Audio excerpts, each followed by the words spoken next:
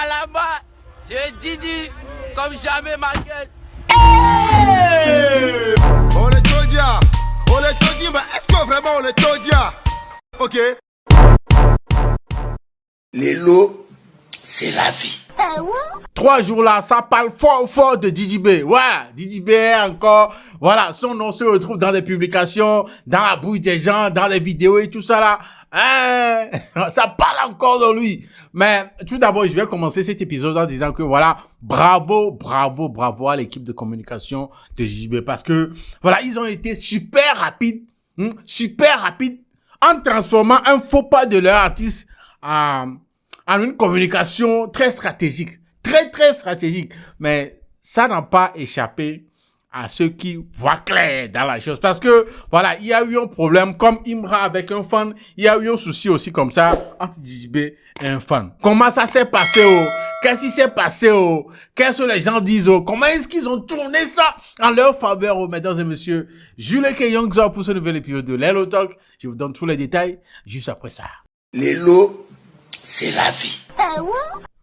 Ouais, comme je le disais, 2 jours là, ça parle encore très fort de Didi B partout. Tout d'abord, c'est cette photo là de lui et de sa femme. Ouais, tu sais très bien de quelle photo je vais parler. Voilà, des photos sur la toile publiées par Didi B et sa femme. Voilà, la femme enceinte. Ah ouais, quelqu'un n'a qu'à toquer à la porte d'observateur pour nous. Ouais, la femme de Didi B, voilà, dans la photo est enceinte et nous savons très bien en Afrique ici. Quand il y a ces photos-là qui sont dehors sur les réseaux sociaux, c'est que l'enfant est déjà là. Ouais, l'enfant est déjà là. Ils font les photos, ils gardent ça. Une fois que la femme finit d'accoucher là, ils sortent la photo. Et c'est le cas pour Didi B et sa femme aussi. Voilà, donc l'enfant de Didi B est déjà là. Donc Didi B est papa quoi. Il est papa. Il y a cela quelques mois, observateur serrait son cou avec cette histoire de enceinte ta femme là. On lui a serré le cou, grave même. En tout cas, Didi B est enfin papa. Mais de l'autre côté aussi, voilà, il y a suspect aussi qui a serré le cou de Didi B quelque part dans un freestyle. Ouais, si tu n'es pas au courant, maintenant tu es au courant. Oh. Il y a cela seulement quelques jours, l'anniversaire du suspect, où on voyait suspect avec Didi B et nous crions tous que voilà comme ça le game doit se faire. Voilà comme ça marche là-bas en Côte d'Ivoire. Voilà, beaucoup de personnes ont été contents. Et de l'autre côté aussi, il y a des fans de suspect qui n'étaient pas contents et tout. Voilà, suspect se lève encore et puis il met encore. Ouais, tout s'est passé dans un freestyle où Suspect 95 reprenait un son de Imra. Il faisait un remix d'un son de Imra. Et pendant ce freestyle-là, Suspect à un certain niveau, il a dit ceci. Faut pas nous balader. Dans ta musique, on ne retient que dalle. Enfin, à part le spot d'Ibrahim Famat Diabaté. Faut pas nous balader, ta musique nous on ne retient que dalle. Enfin, à part le spot d'Ibrahim Famat Diabaté. Ouais, voilà, Suspect. Bon, d'habitude, qui rit dans ces sons ici? Ibrahim Famat Diabaté. C'est qui? C'est Didi B, non? Voilà, Suspect encore. Nous, qui, en regardant les vidéos qu'ils ont eu à poster ensemble, on se disait que voilà, ces deux-là, c'était pas la guerre, tout ça là, que c'est le game. Ja, c'est pas fini, quoi. Il continue de serrer le cou de Didi B. En tout cas, voilà, puis qu'il a encore envoyé sur un remix d'un son de Imra. En tout cas, mais la raison pour laquelle même je suis venu faire cet épisode-là à propos de Didi B, c'est pas les deux là. Non, c'est pas sa femme qui est enceinte, Didi B devenu papa et la pique de Suspect 95. Non, c'est surtout à propos d'un événement qui s'est déroulé il y a quelques jours entre un fan et puis Didi B. Vous savez très bien, les fans, quand ils trouvent leur artiste préféré, leur artiste adoré, ils perdent le contrôle. Ils ne contrôlent plus rien, ils deviennent fous. Et ça a été le cas avec un fan qui a vu Didi B, voilà, montant dans sa voiture, et puis il a sorti son téléphone comme ça. Eh, vieux père Didi B, couteau. Didi B, on ne sait pas ce qui est passé par sa tête, oh. Quelle mouche l'a piqué, oh. Il a fermé la portière de sa voiture. Là! Moison, il a failli fermer la portière sur les doigts du fan en question. Il a fermé la portière, bye! Mais il a fermé la portière comme ça, quelques instants, quelque chose lui a parlé. Comme quoi, c'est un très mauvais pas. Tu es en train de... problème. hey, quelque chose lui a parlé, quelque chose lui a dit, hey, Didi, ce que tu as fait là, non, ça a créé problème. L'enfant avait un téléphone à main, donc il filmait et tout. Donc quand ça a créé problème, ça va se retrouver sur les réseaux sociaux, c'est un problème qui est en train de venir. Et puis il a réouvert la porte. Il a réouvert. Non, il a été réactif, sérieux, genre, quelque chose lui a parlé, puis il a été réactif d'une façon. Les gars, regardez la vidéo, on revient juste après. Kalama, le Didi, comme jamais ma gueule. Le Shogun, y'a rien. Le Shogun,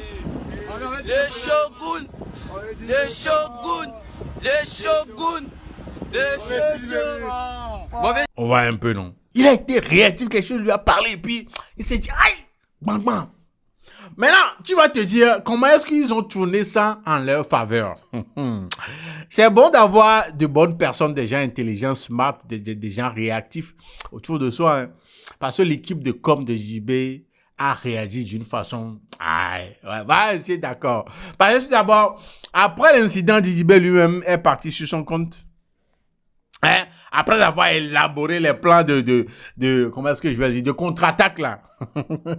JB était parti sur son compte Facebook et puis il a posté ceci. Encore moi. Et puis beaucoup de rire. Rendez-vous à 16h, je vous explique tout. Allah dit tout, ya. Parce que, à l'instant où il faisait cette publication-là, l'affaire est en train de prendre un peu sur la toile. Les gens sont en train de les récupérer. Voilà, en train de les récupérer déjà. Mais quand il a fait ce post-là, hein, il a dit à 16h. À 16h, qu'est-ce qu'ils ont fait à 16h? Regardez seulement. Le Shogun, y'a rien. Le Shogun.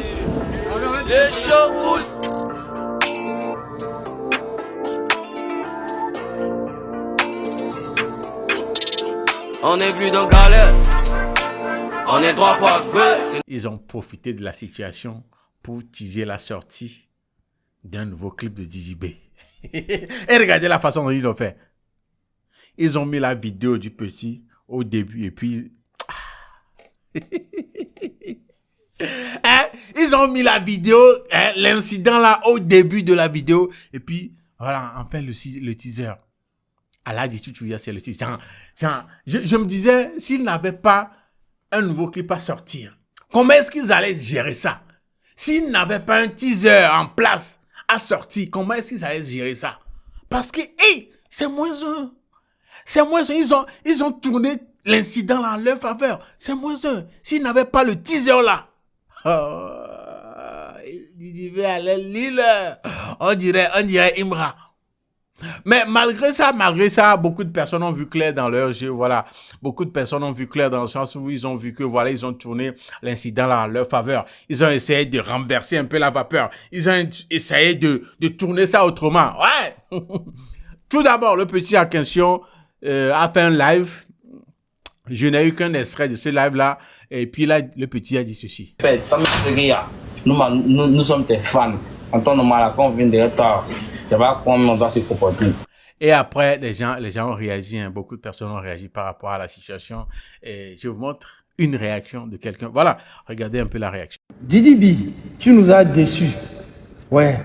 L'humilité, tu connais pas. Tu connais pas. Regardez cette vidéo, je reviens. Kalama, le Didi, comme jamais ma gueule. Le Shogun. Il a réalisé qu'il s'est mal comporté. Et puis le petit a un téléphone. Il est en train de filmer. Rapidement, regardez, il cherche à se racheter. C'est fini.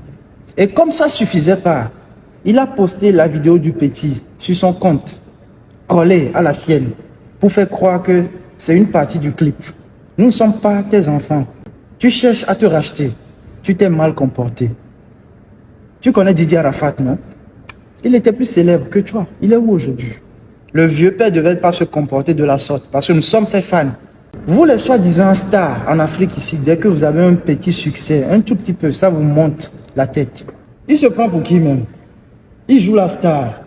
Parce que toi aussi tu voyages un peu, Paris, Abidjan, tu fais quelques concerts, tu as un peu d'argent dans la poche, tu as un petit véhicule, tu penses que tu as trop réussi la vie.